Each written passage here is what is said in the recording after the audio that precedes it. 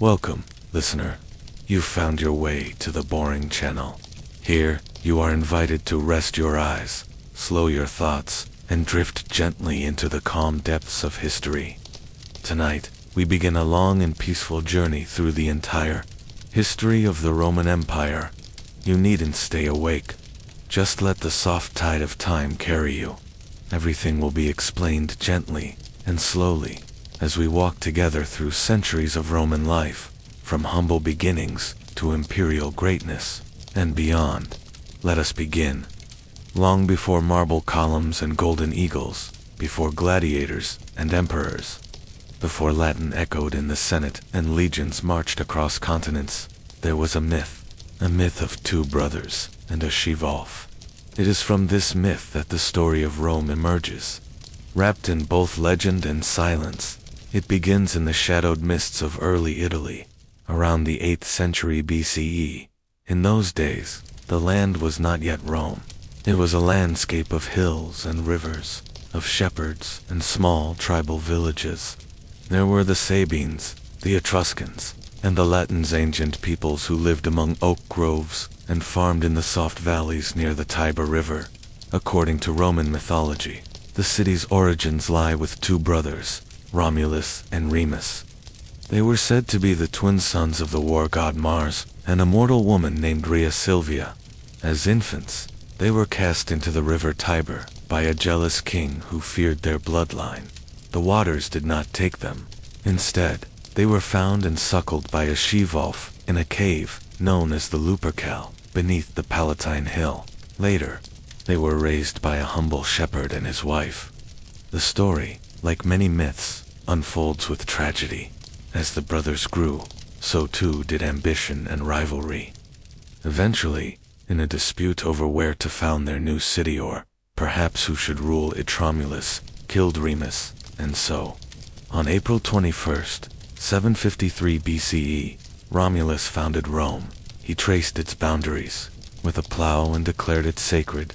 Of course, historians today understand that Rome's birth was less mythical and more gradual.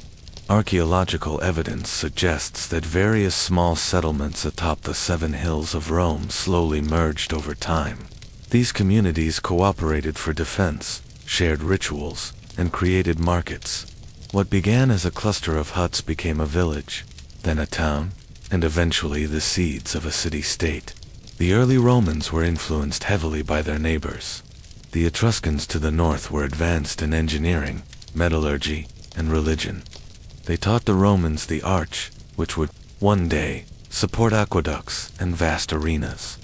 They also shared symbols, such as the fasces and axe wrapped in rods, a sign of authority. The Greeks to the south brought philosophy, writing, and artistic expression. Through trade and war, these cultures mingled with Rome's own traditions. The government of early Rome was, at first, a monarchy. According to later Roman tradition, there were 7 kings, beginning with Romulus and ending with the last king, Tarquin the Proud. These kings ruled with both military and religious authority. Some were seen as wise, others cruel. Under their reigns, temples were built, sewers were dug, and the Forum, the heart of Roman public life, began to take shape. But monarchy would not last. Around 509 BCE, the Romans expelled their last king. The reason, as preserved in legend, involved the violation of a noblewoman named Lucretia by the king's son. Her tragedy spurred a revolt. Romans, valuing liberty and civic virtue, vowed never again to be ruled by a king. Thus began the Roman Republic. It is here, at the turning point between kings and consuls, that Rome's most defining identity began to emerge. No longer a mere city of shepherds and stories, it was now a place of laws, of senates and citizens, of civic duty and ambition, as the soft lights of early Rome flicker across the distant centuries.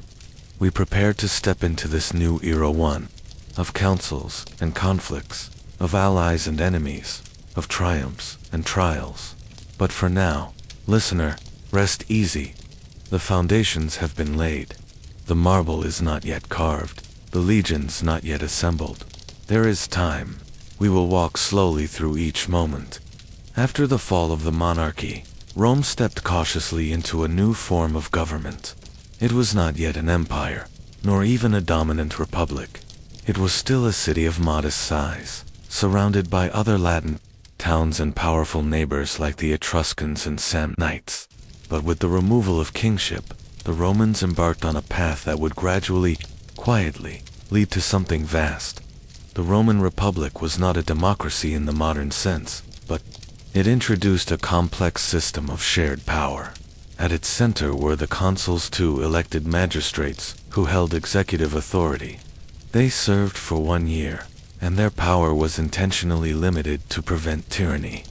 If one consul became too ambitious, the other could veto his decisions. Behind them stood the Senate, a body composed of aristocratic elders, often former magistrates themselves, who advised and influenced all aspects of governance. Rome also developed a series of popular assemblies, where citizens, specifically male, landowning citizens, could vote on laws and elect officials.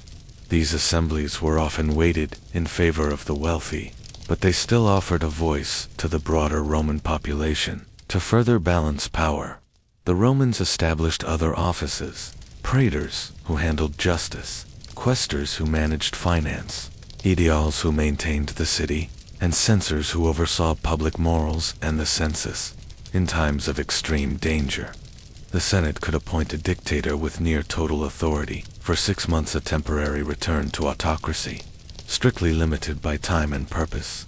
Rome's greatest innovation, however, was not its political offices, but its culture of duty. The Romans called it mos maiorum, the way of the ancestors.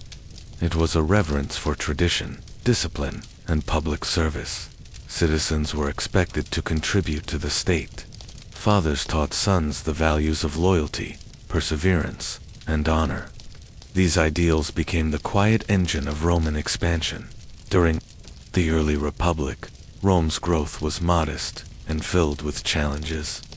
It faced repeated conflicts with its Latin neighbors and with the Etruscans to the north. One by one, these rivals were subdued or allied. Rome also clashed with the Samnites, a fierce mountain people to the south. The Samnite wars were brutal and prolonged, but Rome's resilience slowly wore down its enemies. An essential element of Roman success was its approach to conquered peoples. Rather than destroy them, Rome often offered a form of inclusion. Some cities received citizenship without the vote, others were granted alliances with obligations, and a few earned full Roman rights. This flexible system of integration helped expand Rome's influence without overextending its control. Internally, however, the Republic was far from peaceful. Social tension simmered between the patricians, the elite noble families, and the plebeians, the commoners who made up the majority of the population. The plebeians demanded rights, protections, and access to political power. Over time, they gained some ground. One major victory was the creation of the 12 Tables. Around 450 BC, a set of publicly displayed laws that formed the foundation of Roman legal tradition. Written on bronze tablets and posted in the Forum, these laws made justice more predictable and less prone to manipulation by the elite. Later, plebeians secured the right to elect their own officials, tribunes of the people, who could veto unjust laws and speak on behalf of the lower classes. The position of tribune became a powerful tool for balance, and in later centuries, it would be used by ambitious men to rally the masses. As Rome secured its position in central Italy, it began to look outward. The Pyrrhic War, fought against the Greek king Pyrrhus of Epirus, marked Rome's entry into the wider Mediterranean stage. Though Pyrrhus was a formidable commander and won several battles, his victories came at great cost, giving rise to the term Pyrrhic victory. Ultimately, Rome's persistence led to its triumph, and southern Italy came under Roman influence by the beginning of the 3rd century BCE. Rome was no longer a small city-state. It controlled most of the Italian peninsula, had established roads and colonies, and maintained a growing network of allies. Its armies were organized, disciplined, and motivated not by kings but by civic pride and duty. Yet Rome's rise was not yet secure. Beyond the seas lay a wealthy and ancient city that would challenge Rome's power for over a century. Its name was Carthage. As we approach the era of the Punic Wars, the Roman Republic stands strong, but it is about to face a conflict unlike any before. A clash of titans, a struggle of civilizations yet still wrapped in the calm, slow unfolding of history. Asterisk. By the early 3rd century BCE, Rome had secured dominance over the Italian peninsula. It had woven a tapestry of roads and alliances, slowly tightening its grip across hills, valleys, and coastal cities. Yet, beyond the waters of the Tyrrhenian and Ionian seas, a powerful maritime empire stood in quiet opposition. It was the city of Carthage, seated along the coast of North Africa, near modern-day Tunis. Carthage was ancient, wealthy, and different. Founded by Phoenician settlers centuries earlier, Carthage was a city of traders and sailors. Its strength lay not in its legions, but in its harbors and ships. Carthaginian merchants reached across the Mediterranean, from Spain to Sicily, and the city became rich through commerce, taxation, and control of sea routes. Its power grew without the need for territorial conquest, and its navy was second to none. For some time, Rome and Carthage coexisted, each respecting the other's sphere of influence. But in 264 BCE, that delicate balance shifted. A dispute over a small city in Sicily, Messana, drew both powers into conflict. What began as a localized issue escalated into a prolonged and far-reaching war. This would be the First Punic War. The First Punic War lasted over 2 decades. Rome, inexperienced at sea, built a navy from scratch. According to legend, the Romans found a wrecked Carthaginian ship and used it as a blueprint. They quickly constructed fleets and trained crews, even inventing a boarding device called the corvus, or raven, which allowed soldiers to fight sea battles as if on land. The war was marked by land sieges, sea skirmishes, and the slow grind of attrition. Eventually, after years of exhausting struggle, Rome emerged victorious. Carthage was forced to pay a large indemnity and surrender Sicily, which became Rome's first overseas province. Sardinia and Corsica followed soon after. The triumph gave Rome a taste of empire and marked the beginning of its expansion beyond the Italian mainland. But the peace would not last. In the years that followed, Carthage turned its attention to the Iberian Peninsula, rich in silver and minerals. There, a young general named Hannibal Barca rose to prominence. He was brilliant, disciplined, and utterly devoted to the destruction of Rome. When the Second Punic War broke out in 218 BCE, Hannibal did the unthinkable. He led an army, complete with elephants, across the Alps and into Italy. His campaign stunned the Roman world. Hannibal won a series of crushing victories. At Trebia, Lake Trasimene, and most famously at Cannae, he decimated Roman legions. The Battle of Cannae remains one of the most studied military maneuvers in history, a perfect encirclement resulting in the deaths of tens of thousands of Roman soldiers. Yet Hannibal could not break Rome. The Republic, with its vast resources and deep reservoirs of manpower, refused to surrender. Rome adapted, avoided direct confrontation, and launched campaigns in Spain and North Africa. Eventually, under the command of Scipio Africanus, Rome took the war to Carthage itself. In 202 BCE, at the Battle of Zama, Scipio defeated Hannibal. Carthage surrendered once more, this time giving up its fleet, its independence in foreign policy, and much of its territory.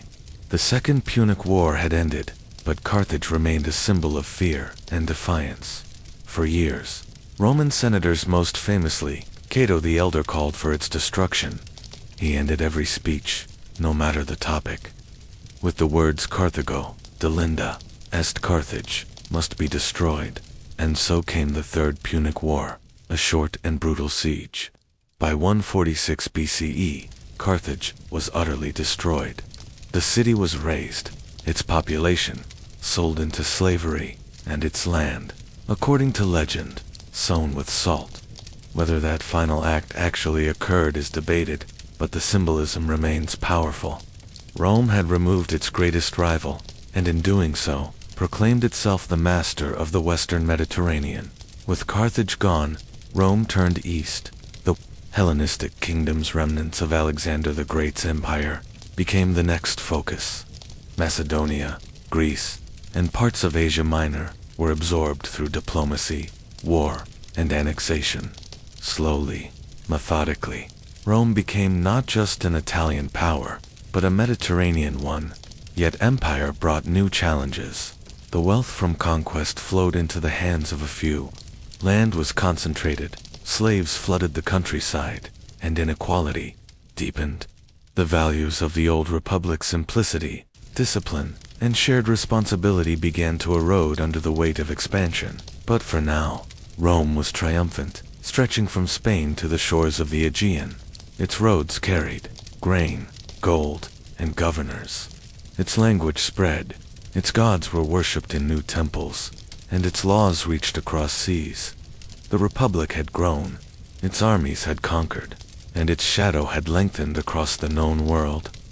Asterisk, asterisk, by the 2nd century BCE, Rome was no longer a regional republic of modest ambition. It had become a Mediterranean superpower, stretching its authority over vast provinces, numerous cultures, and a growing population of citizens and subjects. But while the Roman eagles soared high, cracks had begun to form at the heart of the Republic. The conquest of foreign lands brought immense wealth, but it did not flow equally. A new aristocratic elite emerged. Senators, generals, and landowners who controlled vast estates and thousands of slaves. These latifundia, or large agricultural estates, displaced the small farmers who had once been the backbone of Roman society. Many of those farmers, now impoverished, drifted into Rome itself, swelling the urban population and creating a restless, unemployed mass. In the Senate, traditional values began to give way to ambition and greed. Political offices were sought, not for service, but for power and personal enrichment. Corruption flourished. Bribery, manipulation, and violence crept into elections. The mos maiorum, the ancestral customs that once guided Roman conduct, began to erode under the pressure of expansion. Amid this unrest rose two reformers, Tiberius and Gaius Gracchus, known to history as the Gracchi brothers. Both were tribunes of the plebs who sought to address inequality. They proposed land reforms, grain subsidies, and legal changes that favored the common citizen. But their efforts were met with fierce resistance from the Senate. Tiberius was clubbed to death by a mob in 133 BCE. Gaius, a decade later, took his own life to avoid the same fate. Their deaths marked a turning point. Violence had entered Roman politics not as an accident, but as a tool. Soon after, a new kind of Roman emerged, the populist general. These were men who bypassed the Senate and appealed directly to the people and the army. One such figure was Gaius Marius, a skilled commander who reformed the Roman military by allowing landless citizens to join. In return, these soldiers pledged loyalty not to the Republic, but to their general who would reward them with land, spoils, and protection. Marius's changes made the Roman army more professional but also more dangerous. Now, an ambitious general could raise a loyal army and use it as a political weapon, and many would. His rival, Lucius Cornelius Sulla, did just that. In 88 BCE, Sulla marched his legions on Roma, shocking, unprecedented act. Civil war followed. Sulla emerged victorious and declared himself dictator. He carried out brutal purges, executed enemies, and rewrote the constitution to favor the Senate. Although he eventually stepped down, the precedent was set. Violence could be used to seize power. Rome would never be the same in the decades that followed. The Republic staggered forward, hollowed from within. Wealth and ambition ruled. Foreign wars continued in the provinces. But the greatest conflicts now came from within. Political factions tore at each other. Senators were assassinated. Armies were raised not for Rome, but against it. And then came Gnaeus Pompeius Magnus, known as Pompey, the great, a brilliant general who expanded Rome's reach into the east, bringing Syria and Judea under Roman control. He was hailed as a hero, a second Alexander. His rival was Marcus Licinius Crassus, the richest man in Rome, who had put down the slave revolt led by Spartacus. Both men, along with a rising politician named Gaius Julius Caesar, formed an informal alliance, the First Triumvirate. Together, they dominated Roman politics. Caesar was given command in Gaul, where he launched one of the most extraordinary military campaigns in history. For nearly a decade, Caesar conquered tribes, built bridges over rivers, and even crossed into Britain. His commentaries, De Bello Gallico, recount these exploits in vivid, strategic detail. But as Caesar's fame and power grew, so did the alarm in Rome. The Senate, fearing another Sulla, demanded he disband his army and return. Instead, in 49 BCE, Caesar crossed the Rubicon River with his legions, a symbolic act of rebellion. He reportedly said, "Alia iacta est, the die is cast."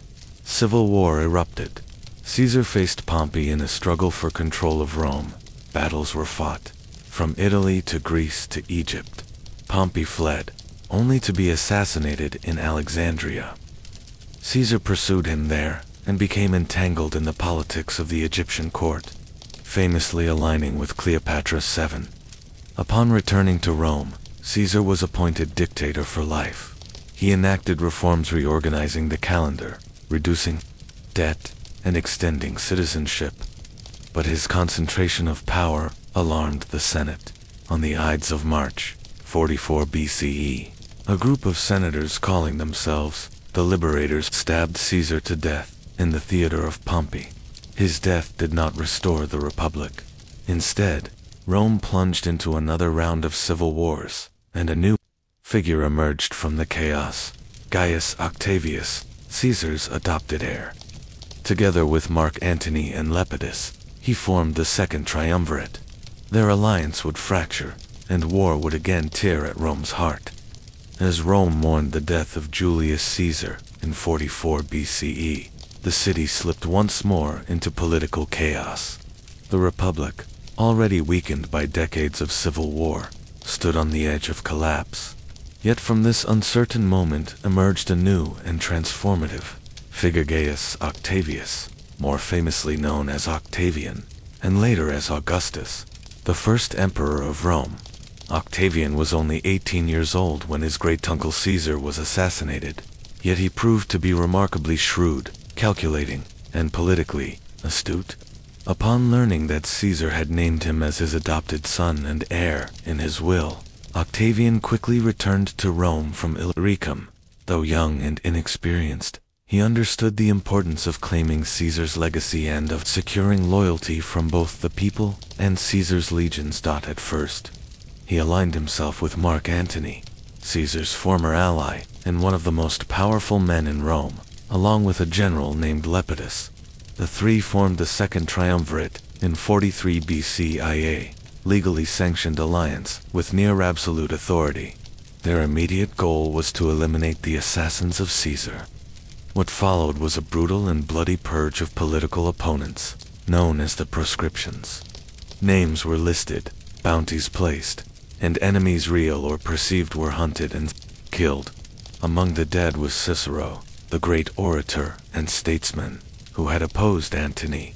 In 42 BCE, the triumvirs met the forces of Brutus and Cassius, the chief conspirators behind Caesar's assassination, at the Battle of Philippi in Macedonia.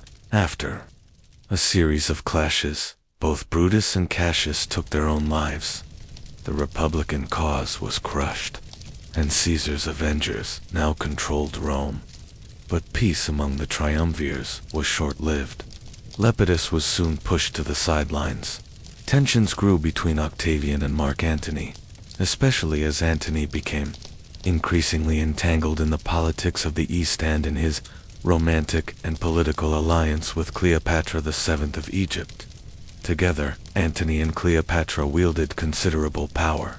They had children, made territorial claims, and in 34 BCE, held the donations of Alexandria, in which Antony symbolically divided eastern lands among Cleopatra and their children. In Rome, Octavian used this as propaganda. He presented Antony as a traitor and eastern monarch corrupted by a foreign queen, through a combination of military pressure and political maneuvering. Octavian declared war not on Antony directly, but on Cleopatra. The final confrontation came in 31 BCE at the Battle of Actium, a naval engagement off the coast of western Greece. Octavian's fleet, commanded by his trusted general Agrippa, decisively defeated Antony and Cleopatra. The couple fled to Egypt, where, a year later, they both took their own lives. Cleopatra, the last active ruler of the Ptolemaic dynasty of Egypt, died alongside the dream of an independent Eastern Empire. With Antony and Cleopatra gone, Octavian returned to Rome as undisputed master of the Roman world in 27 BCE, in a carefully staged political gesture. Octavian restored the Republic to the Senate and people of Rome, but in reality, he retained control of the military, the provinces, and the treasury. The Senate, grateful for peace and stability, granted him the title Augustus, meaning the revered one. Thus began the Principate, and with it, the Roman Empire was born. Augustus was careful to avoid the appearance of tyranny. He retained republican institutions, but hollowed them out. He called himself Princeps, first citizen rather than king or dictator. He wore simple clothing, lived modestly, and emphasized traditional Roman virtues, duty, piety, and frugality. His reforms were sweeping and profound. He reorganized the army, creating a professional standing force with fixed terms of service and generous retirement benefits. He established the Praetorian Guard, an elite unit tasked with protecting the emperor. He improved the administration of the provinces, curbed corruption, and initiated an ambitious building program in Rome, famously boasting, "I found Rome a city of brick and left it a city of marble." Augustus also reformed the calendar, promoted family values through marriage laws, and patronized poets such as Virgil, Horace, and Ovid, who helped shape the Roman cultural narrative. The frontiers of the empire were expanded. Under generals like Tiberius, Drusus, and Germanicus, Rome extended its reach into the Alps, the Balkans, and Germania.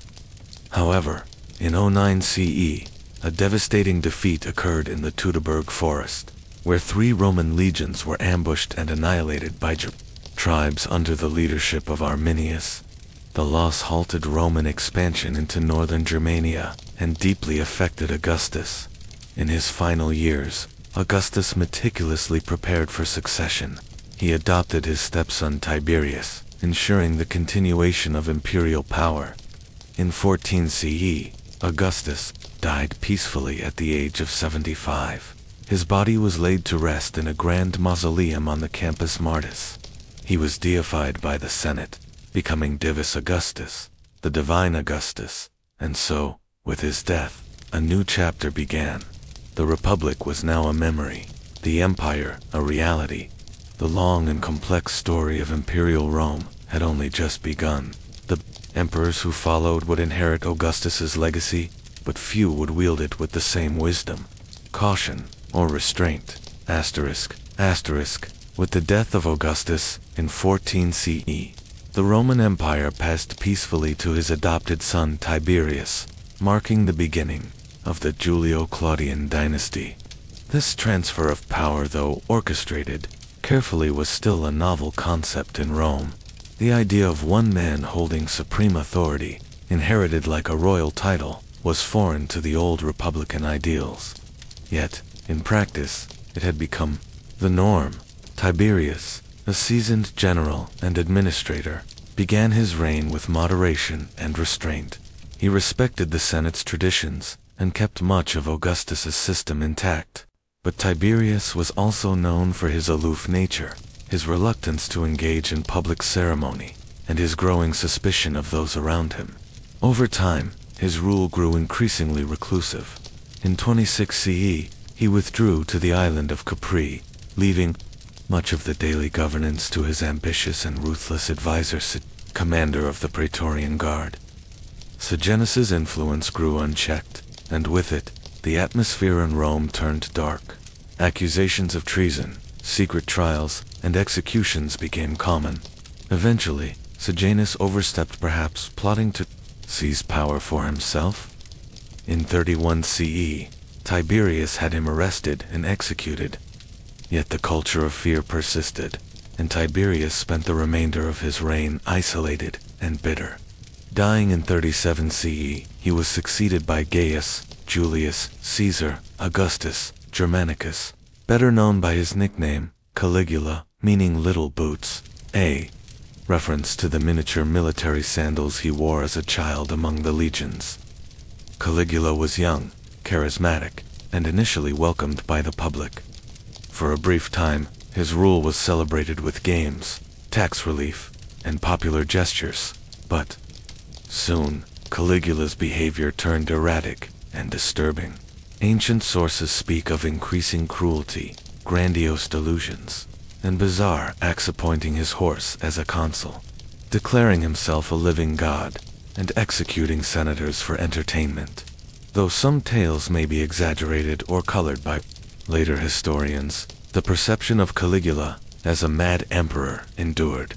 His reign ended abruptly in 41 CE when he was assassinated by members of his own Praetorian Guard.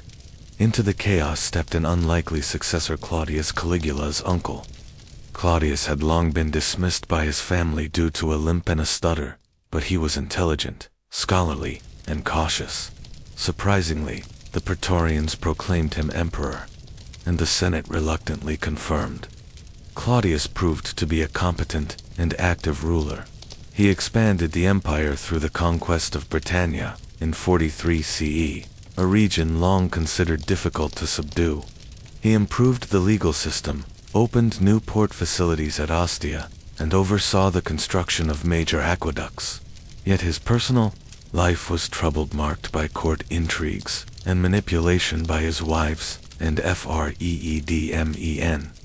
His fourth wife, Agrippina, the younger, was particularly ambitious. She arranged for her son from a previous marriage, Nero, to be adopted by Claudius. In 54 CE, Claudius died, perhaps poisoned by Agrippina. Nero, at the age of 16, became emperor. Nero's early reign was guided by capable advisors, including the philosopher Seneca and the Praetorian prefect Burrus. Under their counsel, he implemented reforms, supported the arts, and was praised for his early moderation. But as Nero matured, he became increasingly unstable and self-indulgent. He fancied himself a great actor, poet, and charioteer. He performed on public stages, shocking the Roman elite. Political murders became frequent. His mother, Agrippina, his wife Octavia, and later Seneca, were all eliminated when they no longer served his interests. In 64 CE, a devastating fire swept through Rome, destroying much of the city. Rumors spread that Nero had started the fire to clear space for his grand new palace, the Domus Aurea. To deflect blame, he accused the Christians, a small but growing religious sect, and initiated one of the earliest persecutions against them. The empire began to unravel under his rule. Provinces rebelled, and generals such as Vindex and Galba declared their opposition. In 68 CE, as support crumbled and the Senate declared him a public enemy, Nero fled and took his own life famously, uttering, "What an artist dies in me." With Nero's death, the Julio-Claudian line ended, and the empire was plunged into civil war. What followed was the chaotic year of the four emperors, as generals and factions vied for power. But even amid the violence, Rome endured. After the dramatic fall of Nero in 68 CE, the Roman Empire was thrown into one of its most turbulent years, the so-called Year of the Four Emperors. In rapid succession, 4 different men claimed the imperial purple, each supported by different legions and factions. First came Galba, a stern and unpopular choice who was soon assassinated. Then Otho, who ruled briefly before losing the support of the legions in Germania. His rival Vitellius briefly seized control, but proved decadent and incapable of managing the growing unrest.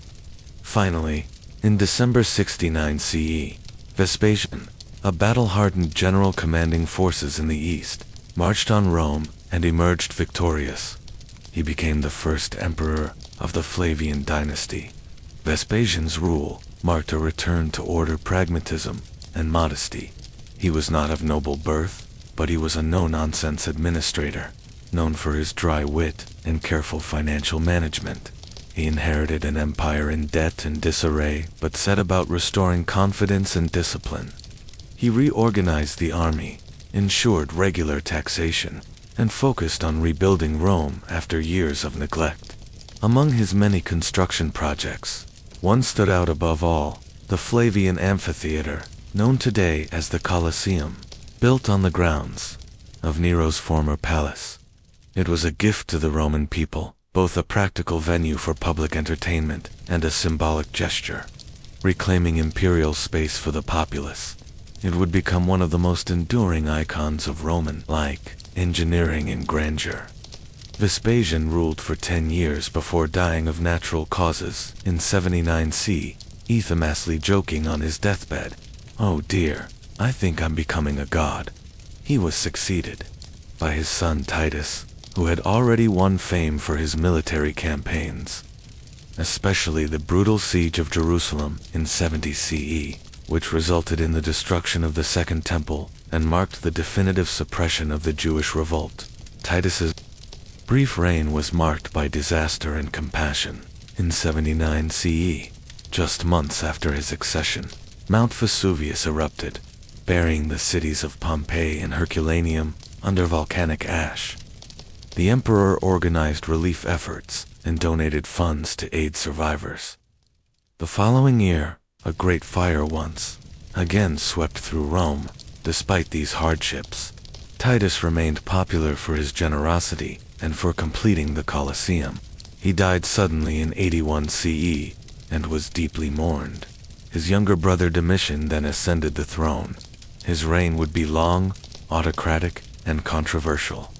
Unlike his father and brother, Domitian distrusted the Senate and concentrated power more openly in his own hands. He preferred titles like Dominus, et Deus Lord, and God-Damned, expected divine honors. Yet under Domitian's control, the empire was effectively administered. He strengthened the currency, built extensive roads and fortifications, and improved provincial governance. He was a micromanager, deeply involved in all aspects of rule, and many regions prospered under his watchful eye. However, his reign was also marked by paranoia and purges. He cracked down on dissent, real and imagined, and executed senators, philosophers, and generals he suspected of plotting. Over time, a culture of fear returned to the imperial court. In 96 CE, after 15 years of rule, Domitian was assassinated in a palace conspiracy involving members of his own staff and the Senate. The conspirators hoped to restore senatorial authority, and so they turned to an elder statesman, Nerva, a respected senator with no military background but impeccable integrity. With Domitian's death, the Flavian dynasty ended, but in the ashes of fear and autocracy, a new age was about to begin. It would be remembered as one of the most stable, prosperous, and admired periods in Roman history. The era of the 5 good emperors, in the quiet after Domitian's fall, Rome entered a golden twilight of peace and stability under a remarkable succession of rulers. This period, spanning from 96 CE to 180 CE, would later be called the Age of the 5 Good Emperors, a phrase popularized by the historian Edward Gibbon, who saw in them a rare harmony between power and wisdom. The first of these emperors was Nerva, an elderly senator selected by the Senate after Domitian's assassination. Though his rule lasted only 2 years, Nerva made a crucial and visionary decision. Lacking a biological heir, he adopted a younger and more capable man, the General Trajan, signaling that imperial succession would be based not on blood, but on merit, at least for a time. Trajan assumed power in 98 CE and proved himself to be one of Rome's greatest rulers. A soldier emperor by training, he was beloved by the army and respected by the Senate. Under his leadership, the empire reached its maximum territorial extent. His conquests included Dacia, in modern-day Romania, after a series of hard-fought campaigns against King Decebalus. The spoils of war were immense, so much so that Trajan was able to fund massive public works. He commissioned the construction of Trajan's Forum, Trajan's Market, and Trajan's Column, a towering monument that still stands in Rome, its spiral reliefs depicting scenes of his Dacian wars. These were not only feats of architecture, but also expressions of imperial glory and civic pride. He improved infrastructure, initiated welfare programs for orphans, and ensured that Rome's grain supply was steady and fair. When Trajan died in 117 CE, he had already named his successor, Hadrian, a distant relative and experienced administrator. Hadrian is best remembered, not for conquest, but for consolidation. He believed the empire had grown too large to govern efficiently, and focused instead on securing its borders. Hadrian traveled extensively across the empire, inspecting provinces and fortresses, and engaging personally with local communities. In Britannia, he ordered the construction of Hadrian's Wall, a defensive fortification that still stretches across northern England. In Athens, he completed the temple of Olympian Zeus and fostered a cultural renaissance. Hadrian was also a man of deep philosophical and artistic interests. He admired Greek culture, studied architecture, and surrounded himself with poets and thinkers. Yet his reign was not without shadows. He brutally suppressed the Bar Kokhba revolt in Judea between 132 and 136 CE, resulting in massive loss of life and the renaming of Jerusalem to Aelia Capitolina.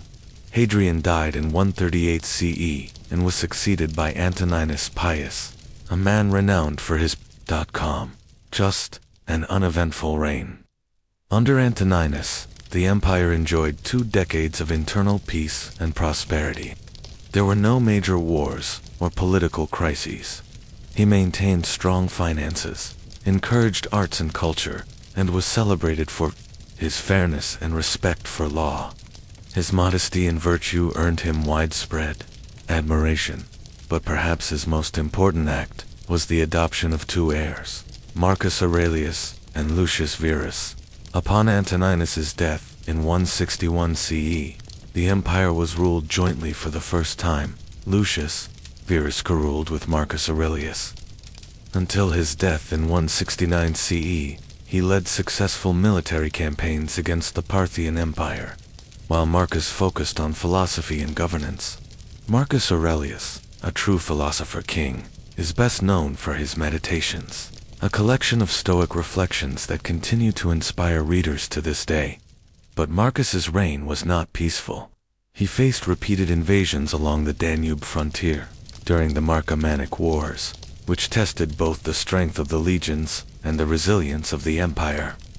He spent much of his later reign on campaign, dealing with unrest and maintaining Rome's territorial integrity. Despite the hardships, Marcus was praised for his restraint, humility, and wisdom. But his most criticized decision came near the end of his life. He broke with the tradition of meritocratic succession by naming his biological son, Commodus, as heir. In 180 CE, Marcus Aurelius died while on campaign. The golden era of the 5 good emperors had come to a close. With Commodus, the old virtues would give way to decadence, instability, and the long, slow unraveling of Rome's imperial fabric. And yet, during that century of peace, roads had been paved, aqueducts expanded, laws refined, and art flourished. For many across the empire, from Gaul to Syria, from Hispania to Egypt, This was Rome at its finest.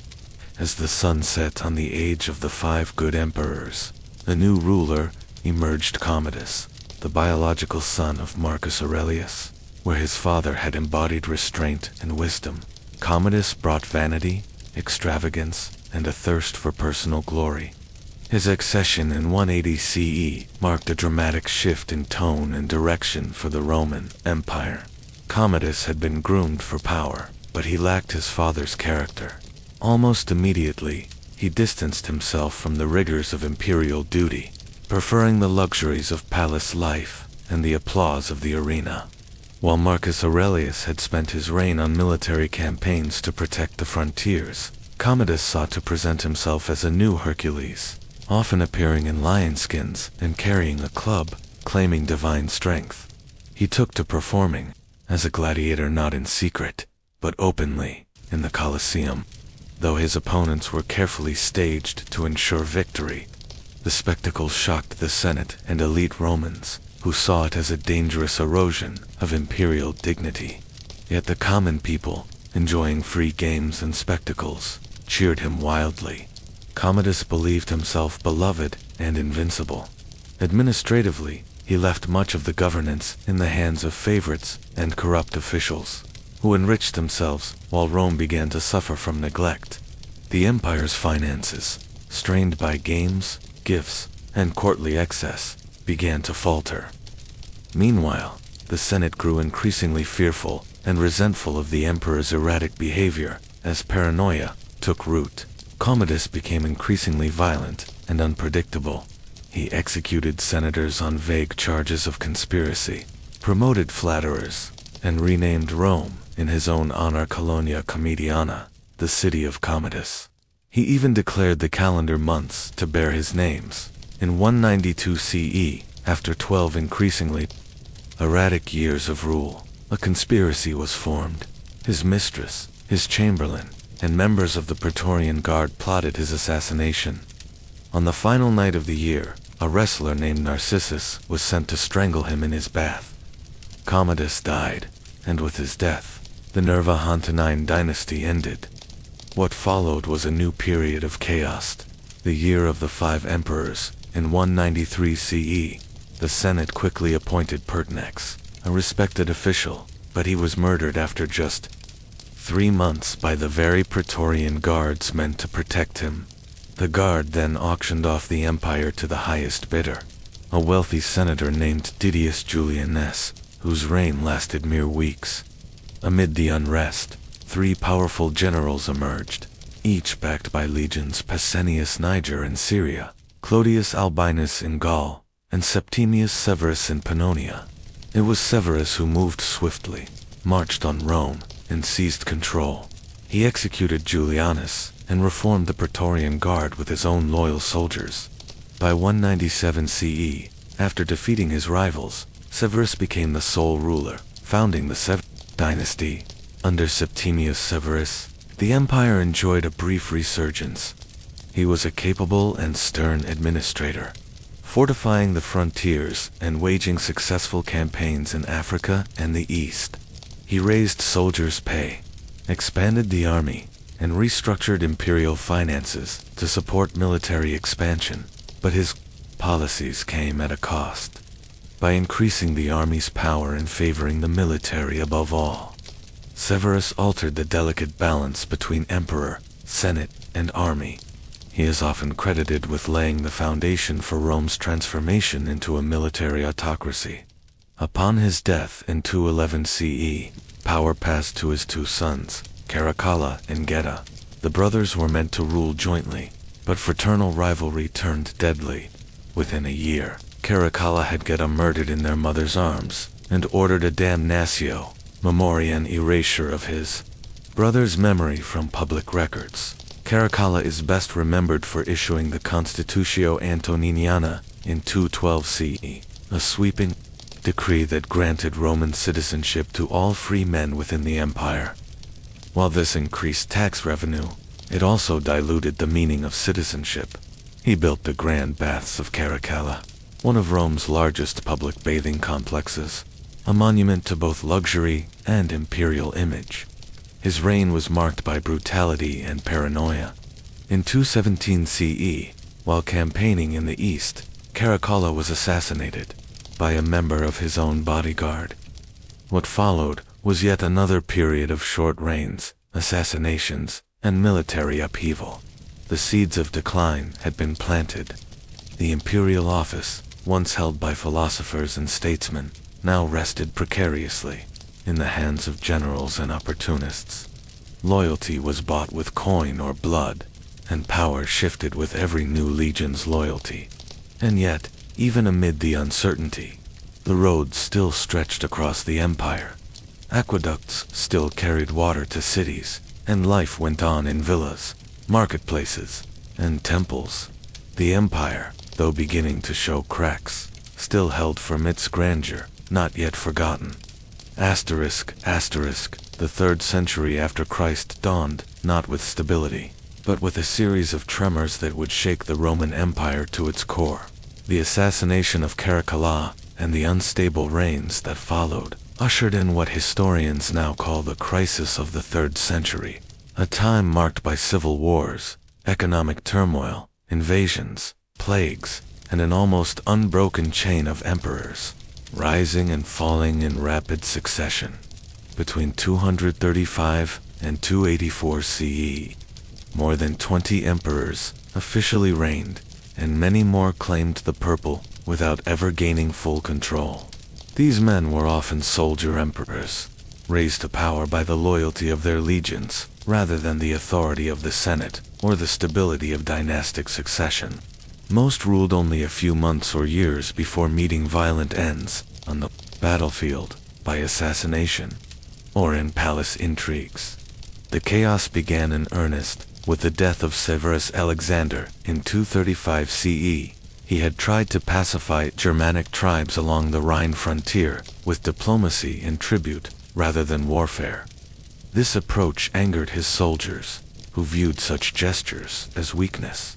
In a remote military camp, the troops mutinied and murdered him and his mother. His death marked the symbolic end of the Severan dynasty. Power then passed to Thrax, a hulking former soldier of humble origins, who never even set foot in Rome during his 3-year reign. Though strong in physique and will, he lacked the political finesse to navigate an empire unraveling at the seams, and so began a violent cycle-usurpation, civil war, and betrayal. Provinces declared their own emperors. Legions fought legions. The frontiers grew porous as external enemies took advantage of the internal disarray. During this period, the empire faced 3 major pressures simultaneously: external invasions from Germanic tribes and Persian forces, internal rebellions and civil wars, and a crippling economic collapse. Roman coins were increasingly debased to pay soldiers and bribe political factions, leading to rampant inflation.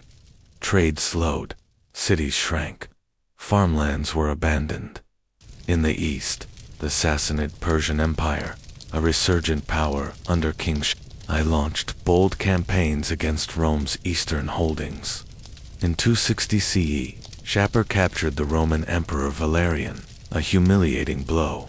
According to Persian accounts, Valerian was paraded as a trophy, and, after his death, his skin was allegedly stuffed with straw and displayed, though Roman historians dispute the details. In the west, Germanic tribes like the Alemanni and Goths crossed into Roman territory, plundering towns and threatening even the city of Rome itself. The imperial army, stretched thin, could not be everywhere at once. Amid the fragmentation, parts of the empire broke away entirely, in Gaul, Hispania, and Britannia. A separate Gallic empire was established under Postumus in 260 CE, around the same time. The wealthy city of Palmyra, in the east, under the charismatic leadership of Queen Zenobia, formed its own realm, stretching from Syria to Egypt. Though these breakaway states claimed to be loyal to Rome in principle, they operated independently and further weakened central authority. Despite this turbulence, Rome did not fall. The crisis, while severe, became a crucible for reform. Among the many emperors of this chaotic era, a few stand out for their competence and impact. Aurelian, who reigned from 272 to 75 CE, is often credited with restoring the empire's unity. A battle-hardened general, Aurelian marched swiftly to defeat both the Gallic Empire and Zenobia's Palmyrene Empire, reasserting Roman control over the breakaway regions. His triumph was celebrated in Rome with a lavish parade, where Zenobia was marched in golden chains, a symbol of Roman resurgence. Aurelian also initiated construction of the Aurelian Walls, a massive fortification around Rome itself. For the first time in centuries, the Eternal City needed defenses, as the threat of invasion no longer seemed distant. Though Aurelian's reign was brief, he was assassinated by members of his own staff in a court conspiracy. His reforms and military victories laid groundwork for recovery. His successors continued the struggle, but true stabilization would not come until the rise of one of Rome's most transformative figures, Diocletian. But even as emperors rose and fell, daily life in the empire endured. In rural villages and coastal towns, farmers tended their fields, artisans shaped pottery, and traders navigated the seas. The grandeur of Rome's roads and aqueducts, though weathered, still tied the empire together like sinews holding a great beast. In dimly lit homes across the provinces, oil lamps flickered through the long nights, casting shadows on the walls, as children listened to stories of Rome's ancient glories, of Caesar crossing the Rubicon, of Augustus ruling in peace, of Trajan's conquests. The empire was fragile, yet the memory of its greatness endured like a torch in the dark. By the late 3rd century, the Roman Empire stood at a crossroads. It had weathered decades of instability, rebellion, and foreign invasions. The foundations of imperial power had been deeply shaken, but not broken. It was in this fragile moment, in the year 284 CE, that a man named Diocles, the son of a freedman from Dalmatia, rose through the ranks of the military and was proclaimed emperor. He would come to be known as Diocletian, and his reign would profoundly reshape the Roman world. Diocletian understood that the empire had grown too vast, too complex, and too volatile for a single ruler to manage effectively. With pressures on every frontier and the ever-present danger of usurpation, he sought a radical solution. Around 293 CE, he introduced what is now called the Tetrarchy, or Rule of Four. Under this new system, the empire was divided into eastern and western halves, each governed by an Augustus, the senior emperor, and a Caesar, the junior co-ruler and designated successor. Diocletian remained in the east, with his trusted colleague Maximian as co-emperor in the west. To Caesars, Galerius and Constantius Chlorus were appointed to govern subordinate regions and command armies along vulnerable frontiers. This division was not merely geographical, it was administrative, military, and symbolic. Each ruler had his own capital, court, and army, but all operated under a coordinated imperial policy. The system was meant to end succession crises, improve regional governance, and restore a sense of order. Under Diocletian's direction, the empire underwent a series of sweeping reforms. The economy, ravaged by inflation, was addressed with a bold, but ultimately ineffective attempt at price controls. The Edict on Maximum Prices. Issued in 301 CE, this law fixed prices for hundreds of goods and services, from wheat and wine to labor and transport. Though noble in intent, it was difficult to enforce and soon abandoned in practice. More effective, however, were Diocletian's administrative reforms. He increased the number of provinces by subdividing existing ones, creating over 100 smaller units governed more locally. These were grouped into larger dioceses, overseen by vicary. A new, more elaborate imperial bureaucracy was established to manage taxation, justice, and military logistics. For the first time, a clear separation between civil and military authority emerged, an early precursor to modern statecraft.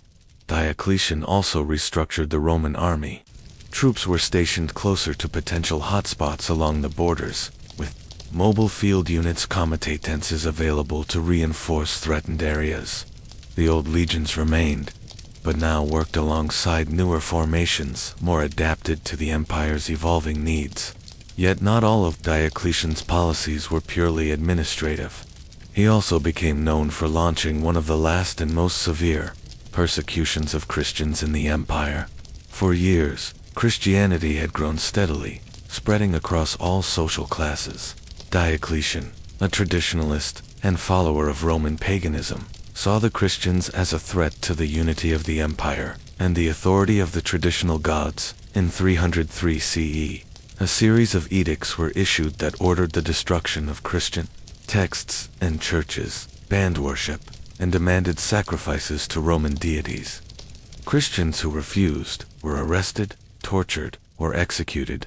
Though the persecution was widespread, it was unevenly enforced, depending on the zeal of local authorities. Ultimately, the campaign failed to suppress Christianity. In fact, it had the opposite effect, strengthening the resolve of believers and creating a growing number of martyrs whose stories would endure. Then, in a remarkable move, Diocletian did something almost no emperor before him had ever done. He voluntarily abdicated, in 305 CE, at the imperial palace in Nicomedia. Diocletian removed the imperial purple and retired to his estate in Split, where he reportedly tended to his gardens and took pleasure in a simpler life. His co-ruler Maximian also stepped down, but the carefully planned tetrarchy did not long outlive its creator. Succession did not unfold smoothly. Rivalries erupted between the new generations of rulers. Civil war resumed, culminating in a struggle between several claimants to power, including the ambitious son of Constantius Chlorus, a young general named Constantine. Still, for all its flaws, Diocletian's legacy was immense. He brought a measure of stability to an empire on the brink. His reforms would form the administrative foundation of the late Roman state for centuries to come. His bold experiments in governance, economy, and military command offered a model, however imperfect, imperial renewal. Imagine now the coastal air of Dalmatia, where Diocletian gazed upon the sea in his final years. His palace, half retreat, half fortress, still stands in what is today the city of Split. Picture the great stone halls, the colonnades overlooking the water, and the silent passageways once walked by an emperor who had ruled the known world, only to step away voluntarily. As night settles in, so too did a momentary calm fall upon the empire. But beyond the horizon, the rise of Constantine and the dawn of a new religious era were already approaching. For now, let your mind drift across the tiled floors of ancient palaces, through the columns of deserted forums, and along the still busy roads of an empire, always moving, always reshaping itself in the face of time. Asterisk, asterisk, as the empire emerged from the brief order of the Tetrarchy, a new power struggle began. When Diocletian and Maximian stepped down in 305 CE, their carefully chosen successors quickly fell into conflict. Amidst this chaos, one man would rise above the rest and change the course of Roman and world history. Constantine, born in what is now Niš, Serbia, around 272 CE, Flavius Valerius Constantinus was the son of Constantius Chlorus, one of the former Caesars under Diocletian. When Constantius died in 306 CE, in Eburak, modern day, Yorkist troops proclaimed Constantine as emperor. Though this acclamation was unofficial, it set into motion a series of civil wars between multiple contenders for imperial power. Constantine's rise was long and complex, involving shifting alliances, battles, and calculated diplomacy. He shared power with several co-emperors at various points. But the turning point came in 312 CE, on the eve of a battle that would become legend. That year, Constantine marched on Rome to challenge his rival, Maxentius. As his army approached the Milvian Bridge, just outside the city, Constantine reportedly saw a vision. According to later accounts, he witnessed a cross in the sky, accompanied by the words, "In this sign, you will conquer." That night, he dreamed that Christ instructed him to mark his soldiers' shields with the symbol of the Chi, the first two Greek letters of Christ. The next day, at the Battle of the Milvian Bridge, Constantine's forces decisively defeated Maxentius, who drowned in the Tiber River. Constantine entered Rome as victor and soon after, as sole emperor of the Western Empire. In 313 CE, Constantine and his co-emperor in the East, Licinius, issued the Edict of Milan. This decree legalized Christianity, granting religious tolerance throughout the empire and returning confiscated church property. For the first time in history, the Christian faith could be openly practiced without fear of persecution. While Constantine did not make Christianity the official state religion, he greatly favored it. He built churches, supported Christian clergy, and increasingly aligned himself with Christian symbols and ideas. He also convened the Council of Nicaea in 325 CE, the first ecumenical council of the Christian Church. This gathering of bishops sought to resolve internal theological disputes, most notably the controversy over the nature of Christ, in opposition to the teachings of the priest Arius. The result was the Nicene Creed, a declaration of shared belief, still used in Christian liturgy today. Politically, Constantine continued to consolidate power. After defeating Licinius in 324 CE, he became the sole ruler of the entire Roman Empire, the first to do so in decades. His reign was marked by relative stability and a continuation of Diocletian's administrative reforms, though with modifications that centralized power more fully in the emperor's hands. One of Constantine's most lasting decisions came in 330 CE, when he founded a new imperial capital on the site of the ancient city of Byzantium. This city was renamed Constantinople, the city of Constantine, strategically positioned between Europe and Asia. It would eventually become the heart of the Eastern Roman, or Byzantine, Empire. Constantinople was a marvel of urban planning and architecture. It boasted grand forums, aqueducts, palaces, and churches, including the original Hagia Sophia. The city was designed not as a mere administrative center, but as a reflection of Constantine's vision of a Christian imperial order. Despite his close association with Christianity, Constantine was only baptized on his deathbed in 337 CE. This was not unusual at the time. Many Christians delayed baptism to ensure the cleansing of all sins before death. He was buried in the Church of the Holy Apostles in Constantinople, dressed in imperial purple, a ruler who had reshaped the empire both spiritually and politically. Constantine's reign marked a profound turning point. Under his rule, the Roman Empire began its transformation from a pagan state to a Christian dominion. Though pagan practices would continue for some time, the trajectory was clear. Christianity was no longer a fringe sect, but a central force in Roman society. After Constantine's death in 337 CE, the Roman Empire entered a new phase, one marked by growing division between East and West, and the slow unraveling of the Western Roman world. Though Constantine had reunified the empire, his successors were less successful in maintaining unity. Constantine's three sons, Constantius II, Constantine II, and Constans, initially divided the empire among themselves, but their rivalry soon led to conflict and bloodshed. Civil wars followed, and by 353 CE, Constantius II stood alone as emperor. However, unity was short-lived. After his death in 361 CE, his cousin Julian, known to history as Julian the Apostate, became emperor. Julian is remembered for attempting to restore paganism, reversing many of Constantine's Christian policies. A scholar and philosopher, he admired classical Roman religion and sought to revive its role in public life. But his reign was brief. He died in 363 CE during a campaign against the Sassanid Persians. With his death, the Christianization of the empire resumed and would never again be seriously challenged by a Roman ruler. The late 4th century saw further division of imperial authority. Emperors like Valens in the east and Valentinian the First in the west ruled their respective halves of the empire, often facing pressure from both internal dissent and external threats. One of the most significant moments came in 376 CE, when the Visigoths, fleeing the invasion of the Huns, sought refuge within the Roman Empire.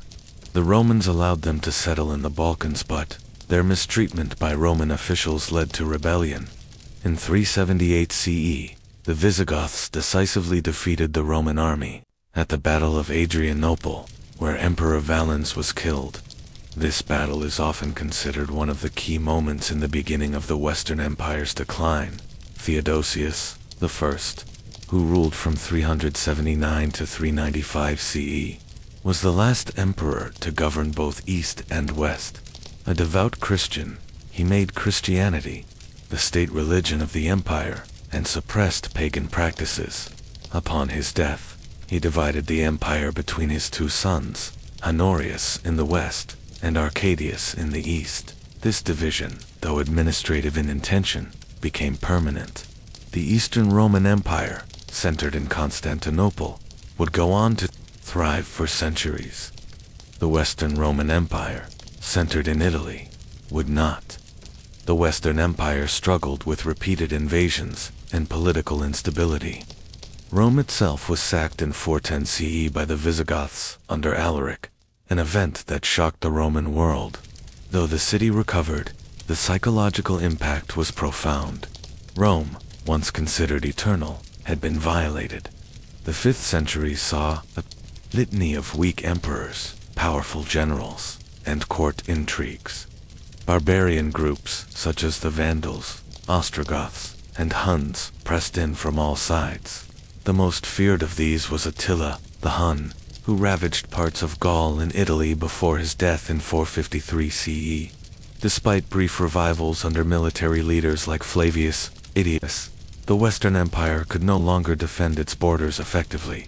Its tax base had shrunk, its economy weakened, and its army increasingly filled with non-Roman mercenaries who owed little loyalty to the empire itself. The final blow came in 476 CE, when the Germanic chieftain Odoacer deposed the last Western Emperor Romulus Augustulassa, young boy with little real power.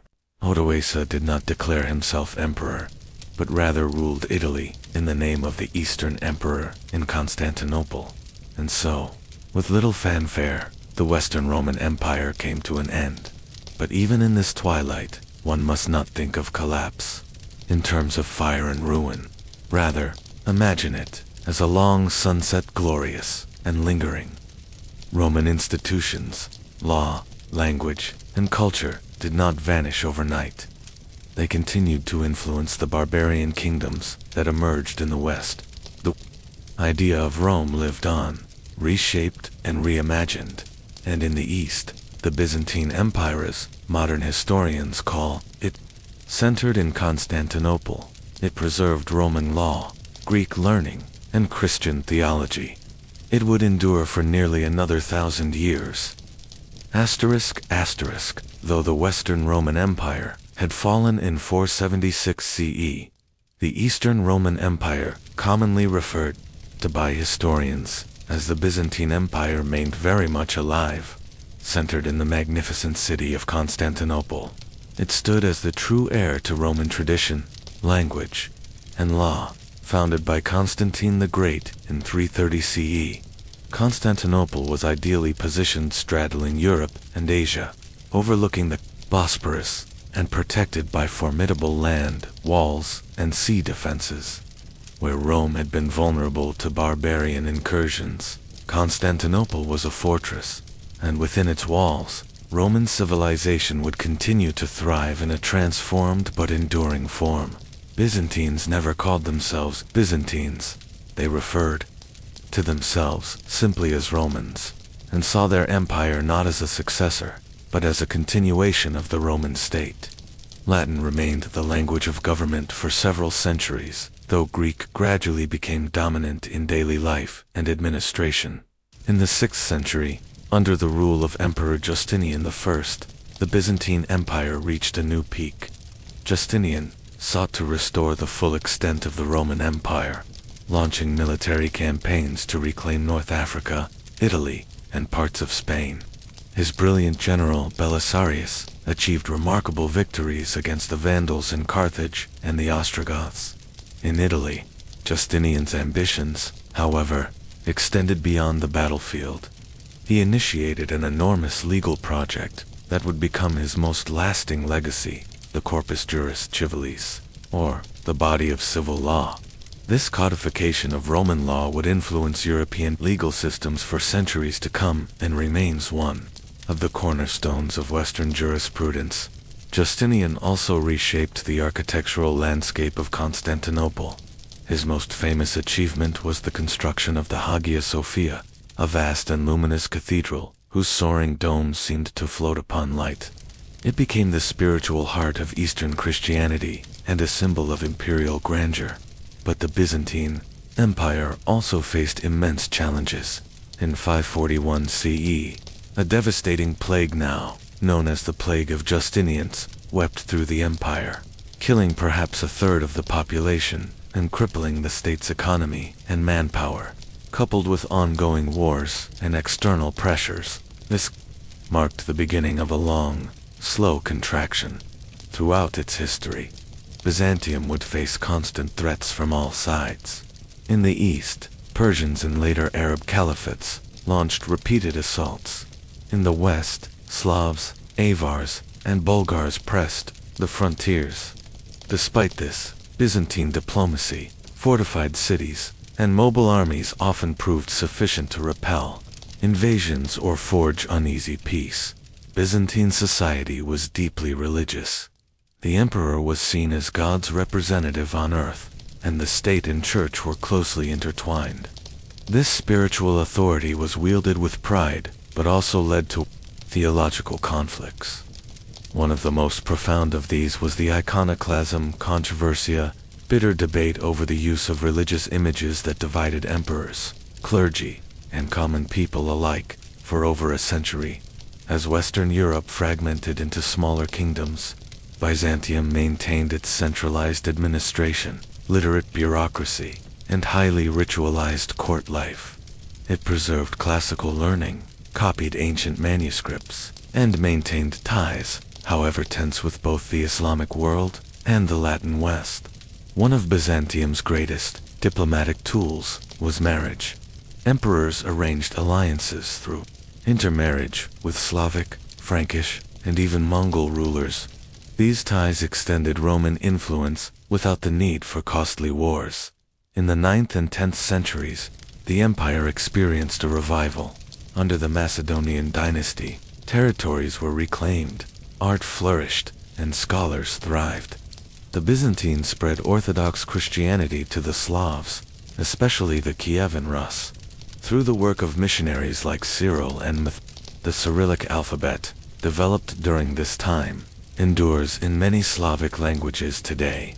Yet, for all its resilience, Byzantium remained vulnerable to both internal dissent and external pressures.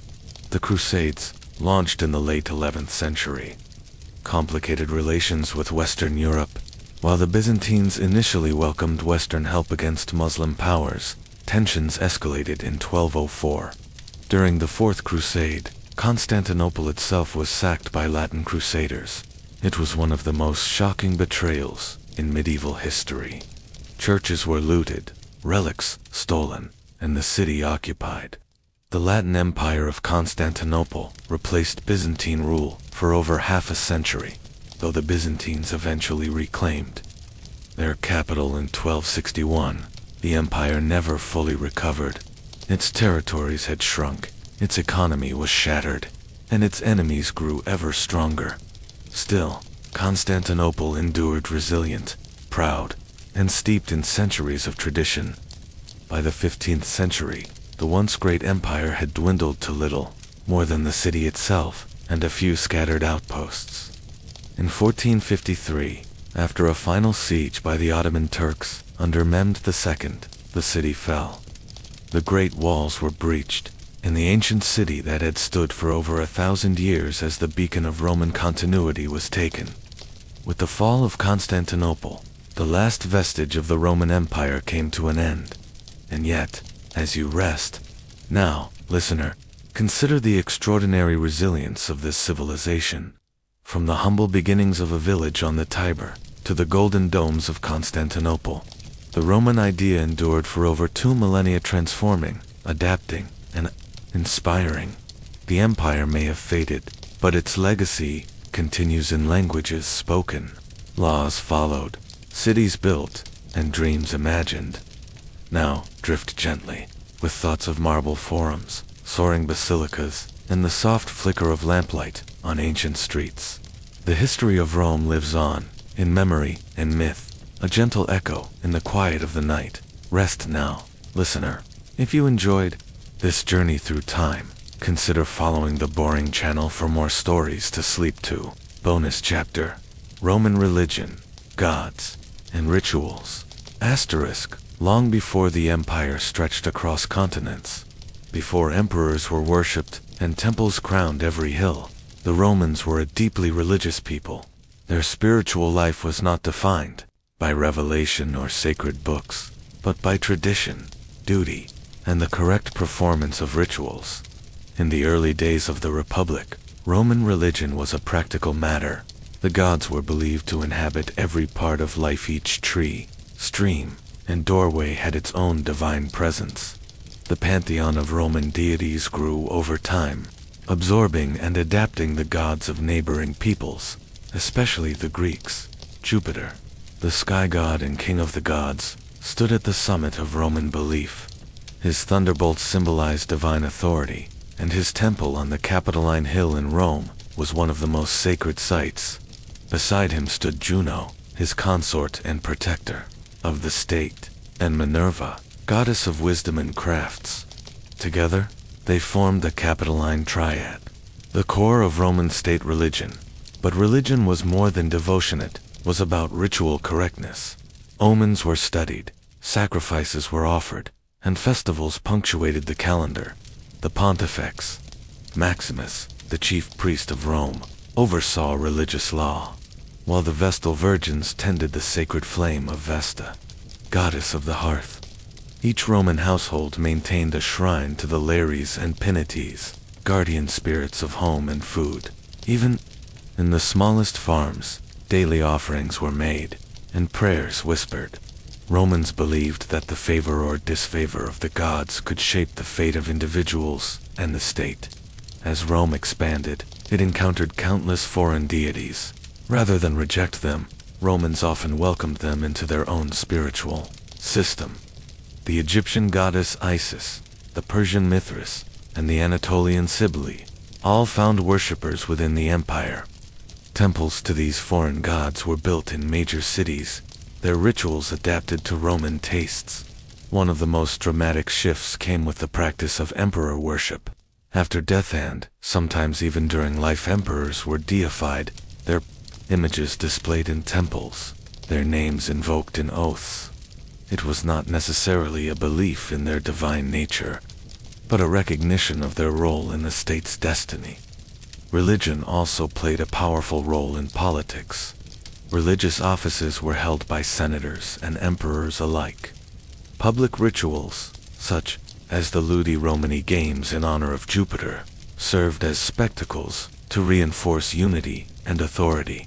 Despite its tolerance, Roman religion would face profound challenges in the late empire.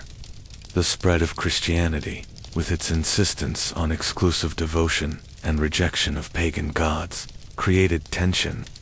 The empire, once a mosaic of faiths, gradually moved toward a singular religious identity. By the 4th century, the old gods were fading.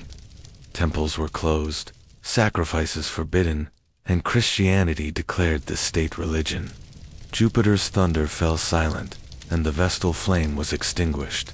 Yet the echoes of Roman religion persist. Our calendar still bears the names of Roman festivals and gods. The days of the weeks, Saturday for Saturn, Sunday for Sal, carry ancient meanings. Even the architecture of modern churches owes something to Roman temples. Let these thoughts settle gently as you drift further. Imagine flickering candles in a marble shrine, the scent of incense rising, and a priest in flowing robes murmuring prayers to forgotten gods beneath an open sky. Asterisk, asterisk, as you rest. Let your mind wander through the timeless marvels of Roman engineering, stretching to the horizon, arches rising from hillsides, and aqueducts gliding silently across the landscape. For the Romans, infrastructure was not only a feat of construction, it was a tool of power, connection, and civilization itself. At the heart of Roman expansion was the road network, a vast, meticulously built system that ultimately spanned over 400,000 kilometers. The phrase "all roads lead to Rome" was more than poetic, it was a logistical reality. The Via Appia, begun in 312 BCE, was one of the earliest and most famous, linking Rome to the southern port of Brundisium. Roman roads were straight, layered with gravel and stone, and crowned to allow rainwater to drain efficiently. These routes allowed legions to march swiftly, merchants to move goods, and ideas to flow across provinces. Accompanying these roads were milestones, carved stone markers that displayed distances, destinations, and sometimes the names of emperors who commissioned repairs. Travelers on foot, horseback, or in carriages could find way stations for rest and refueling. Inns, stables, and blacksmiths lined popular routes, providing an early form of roadside infrastructure. But the Romans did not only build outwards, they also built upwards and inwards. Their aqueducts are among the most awe-inspiring achievements in ancient architecture. These stone channels, some spanning dozens of kilometers, brought fresh water from distant springs into cities and towns. The Aqua Claudia, for instance, stretched over 69 kilometers, supplying water to fountains, baths, and even private homes. Water was central to Roman life, not just for drinking, but for hygiene and social interaction. The public baths were massive complexes where people gathered not only to cleanse their bodies, but also to discuss politics, read literature, and relax. These baths, like the baths of Caracalla, featured hot rooms, caldarium, warm rooms, tepidarium, and cold plunge pools, frigidarium, all heated by the ingenious hypocaust system, a network of underground furnaces and vents. Cities themselves were planned with mathematical precision. Roman urban planning emphasized grids, with two main streets, the Cardo and Decumanus, intersecting at right angles. Public forums served as civic centers, flanked by basilicas, temples, and marketplaces. Amphitheaters hosted games and spectacles, while theaters offered music and drama. Sewage systems like the Cloaca Maxima kept cities relatively clean, draining waste away from dense urban populations. Even in the countryside, Roman engineering left its mark. Irrigation canals, terraced farms, and grain storage systems ensured food security. Wealthy landowners constructed villas with running water, heated floors, and private latrines, luxuries made possible by the broader infrastructure that connected them to distant sources.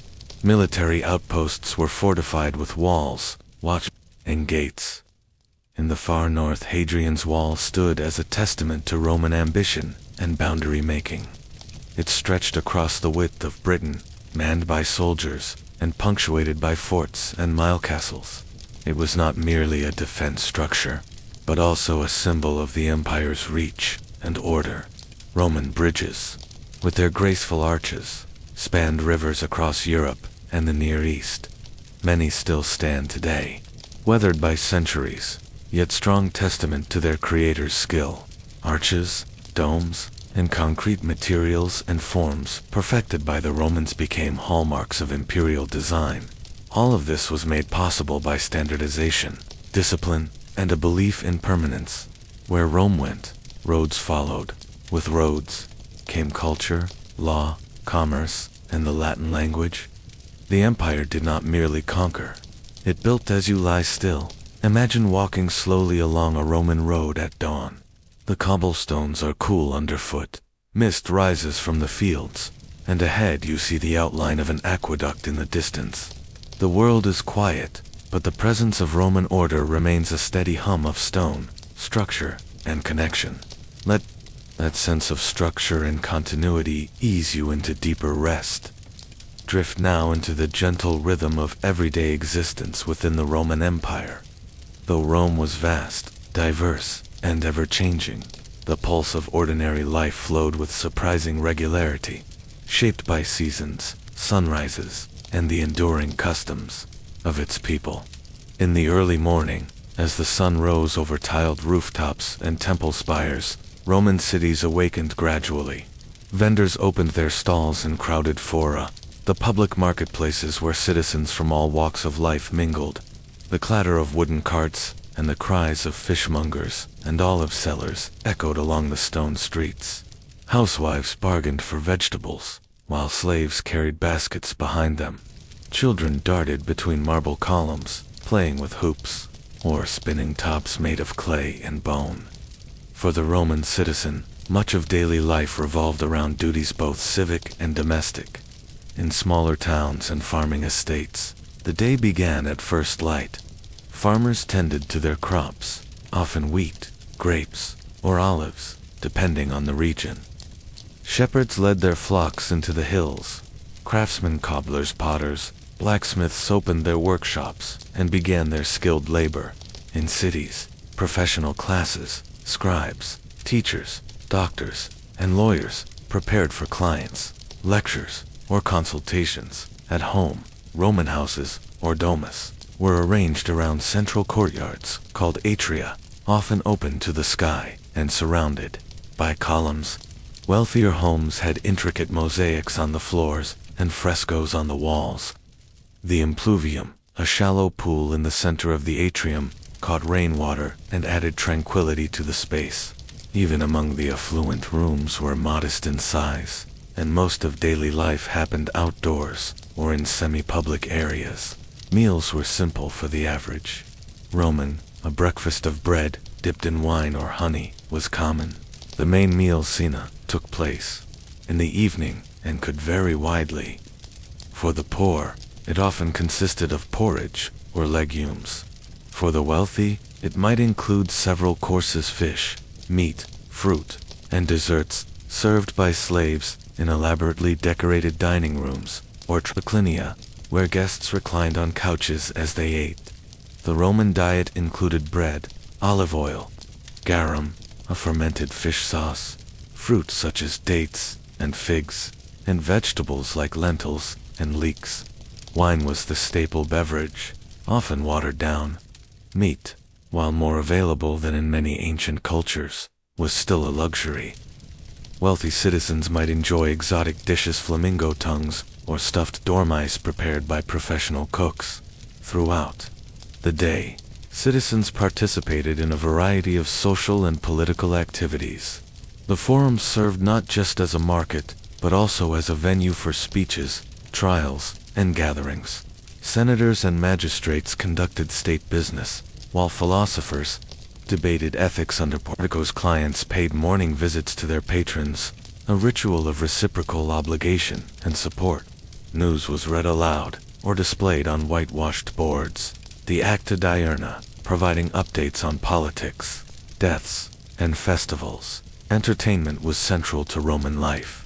On holidays or special occasions, citizens flocked to the amphitheaters, most famously the Colosseum, to witness gladiator fights, mock naval battles, and theatrical performances. These spectacles were free, paid for by emperors or wealthy benefactors to gain public favor. The circus, such as the Circus Maximus, hosted chariot races with roaring crowds and frenzied betting. Romans also spent leisure time in public baths, where bathing was only one part of the experience. People exercised, played games, enjoyed massages, and socialized. These bath complexes often included libraries, gardens, and dining areas, a blend of wellness, education, and community. Family life was deeply hierarchical and patriarchal. The paterfamilias, or male head of household, held legal authority over the family. Marriages were arranged to secure alliances or social standing. Children were educated at home or by tutors. Boys studied Latin, rhetoric, and philosophy, while girls learned household management. Yet education was not limited by gender alone. Some Roman women, especially in elite circles, were highly literate and engaged in literary culture. Religion played a quiet but constant role. Romans honored household gods, or lares and pini, with small shrines in the home. Offerings of wine, bread, and incense were made daily. Public temples hosted festivals, rituals, and sacrifices, often conducted by priests in elaborate robes. Throughout the empire, religious observances were woven into the fabric of daily existence, marking transitions of life, death, and the agricultural calendar. As the day faded, oil lamps were lit, casting flickering shadows on the plastered walls. The city settled into sleep. Outside the city gates, travelers sought shelter, while farmers secured livestock for the night. In insulae, the apartment blocks of the poor, people huddled together for warmth and safety. In villas, noble families dined by torchlight and shared poetry or music before bed. Daily life in the Roman Empire was far from uniform. It varied by class, location, and status, but it was bound by shared rhythms, customs, and infrastructure. A sense of order underpinned the empire's vastness, linking citizens in Africa, Britain, Asia Minor, and Gaul through law, language, and everyday routines. Asterisk, asterisk, asterisk. Let us now turn our attention to one of the most remarkable institutions in the ancient world, the Roman military. As you gently drift into rest, let this steady recounting of Roman discipline, armor, logistics, and conquest lull you deeper into tranquility. The Roman army was not born in a single day. It evolved slowly from a loosely organized militia in the early Republic into a highly professional force by the height of the empire. Over centuries, Rome transformed its soldiers into one of the most efficient and feared military machines the world had ever seen. In the early days of the Republic, military service was considered a duty of citizenship. Citizens were called upon to fight in seasonal campaigns and then return to their farms. These early legions were composed of men who provided their own weapons and armor: bronze helmets, oval shields, and short spears. Their organization mirrored the divisions of Roman society, based on wealth and landholding. But as Rome's enemies became more formidable and its ambitions more global, the army needed reform. The most significant change came under Gaius Marius. In the late 2nd century BCE, Marius allowed the capit censi, or landless poor, to join the legions. In doing so, he created a professional standing army: soldiers who served for 16 years or more and relied on the state for equipment, pay, and retirement benefits. The core of the Roman army was the legion. A typical legion contained around 5,000 men, divided into 10 cohorts. Each cohort consisted of centuries units of roughly 80 men led by a centurion, the hardened backbone of Roman command. These centurions were not aristocrats. They earned their ranks through experience, bravery, and relentless discipline.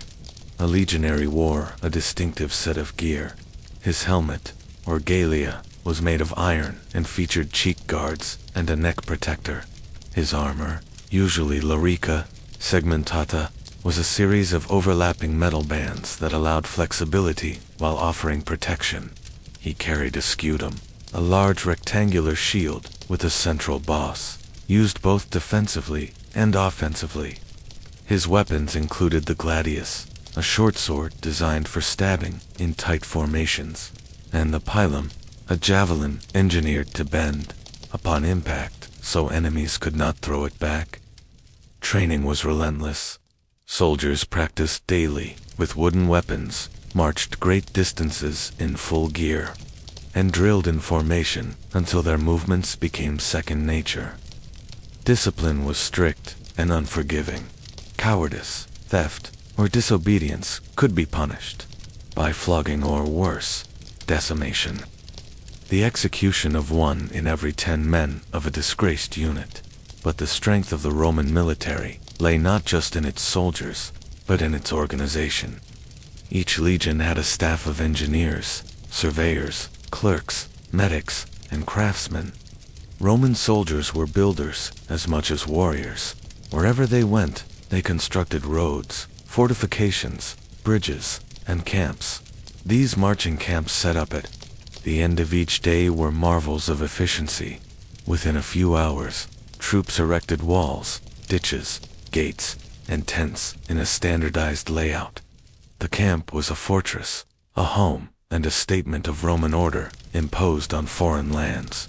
When battle came, legions fought in well-practiced formations. Cohorts advanced in lines, shields locked, spears ready. Officers issued commands by trumpet and gesture.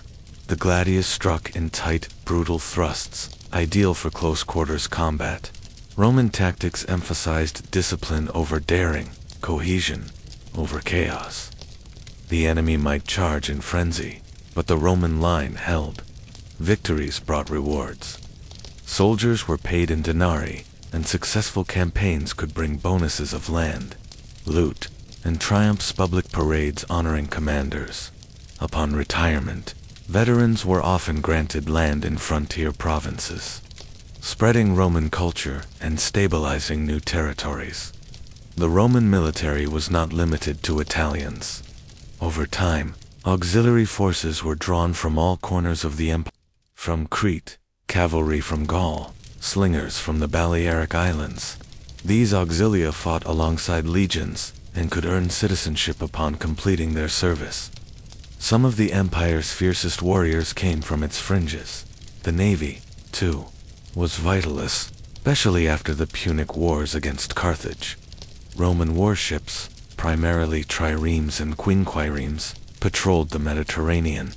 Naval bases were established in key ports like Ravenna and Misenum.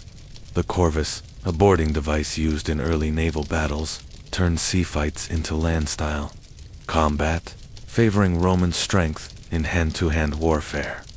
The presence of Roman soldiers shaped life throughout the empire. Frontier regions, as they were called, were protected by forts, watchtowers, and walls, most famously Hadrian's Wall in Britannia. Fortresses like Vindolanda, along the same frontier, housed hundreds of troops and their families. Life in these remote outposts was harsh but orderly, a microcosm of Roman society. Roman military legacy endures in many ways: in tactics, in engineering, in the Latin terms still used in modern ranks and titles, but, perhaps most of all, in the image of the Roman soldier, disciplined, resilient, and inexorably loyal to the empire he served. Now, as you rest deeper, imagine the rhythmic sound of marching sandals on Roman roads, the glint of armor in the sun, the silent strength of a legion awaiting the order to advance. Let the calm regularity of that ancient machine cradle you in stillness.